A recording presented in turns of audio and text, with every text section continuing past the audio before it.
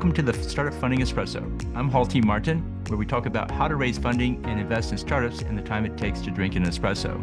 If you have a question about startup funding or investing, please go to the website, startupfundingespresso.com, and type in your question into the chat bot in the lower right corner to receive an answer. I hope you enjoy this episode.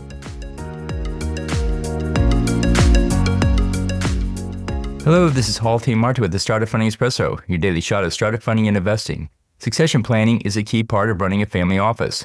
Here are some key questions to consider in planning your succession program. Do you need a succession plan? All family offices need a plan to help transition the business to the next management team. That could be a family member or someone outside the family. Succession plan in place prepares everyone for a transition. When to start planning? It's best to start planning now if you have not already begun the process.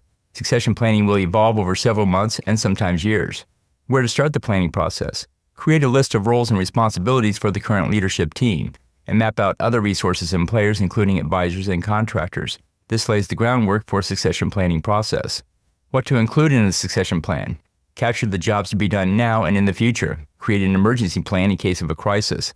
How to find a successor? The successor could come from within or outside the family. Based on the family member's interest in leading the family office and their skills, we'll determine where the next stage of leadership will come from. Consider these questions for your family office succession planning. Thank you for joining us for the Startup Funding Espresso, where we help startups and investors connect for funding. Let's go start listening to today. Hall T. Martin is the director of Investor Connect, which is a 501c3 nonprofit dedicated to the education of investors for early stage funding. All opinions expressed by Hall and podcast guests are solely their own opinions and do not reflect the opinion of Investor Connect. This podcast is for informational purposes only and should not be relied upon as a basis for investment decisions.